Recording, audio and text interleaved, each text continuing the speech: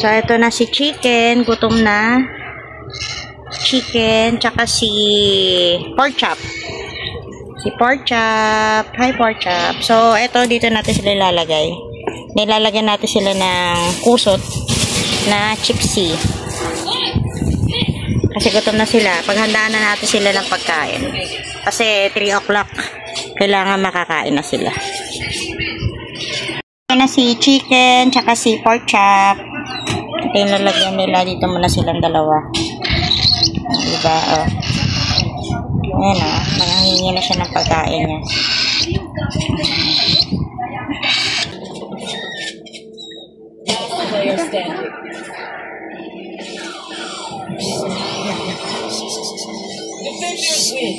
Mahulog ah. Mahulog. Oh, mahulog. Dito ka.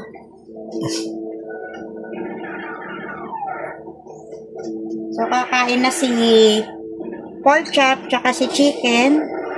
Ay, tumae siya. Tumae ka, B.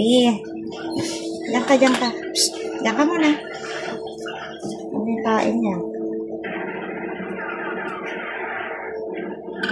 Hanggang nga, diyan. So, unahin natin pakainin si pork chop. Dahan-dahan lang natin. Dahan-dahan. Atan-atan na.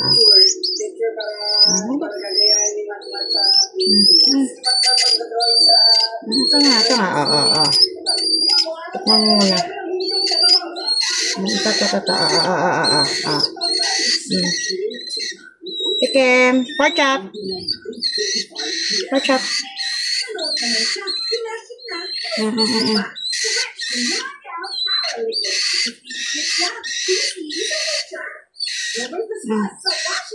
Yan ang ano.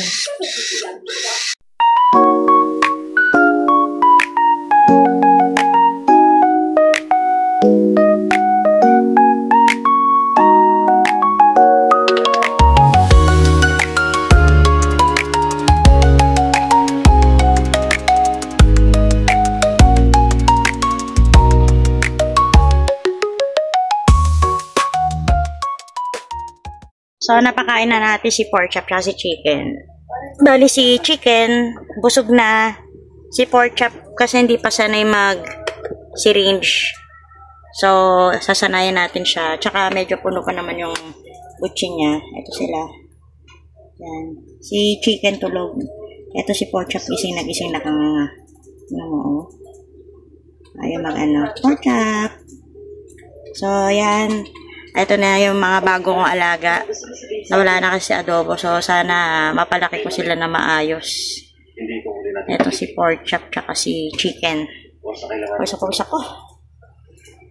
Welcome home, pork chop and chicken.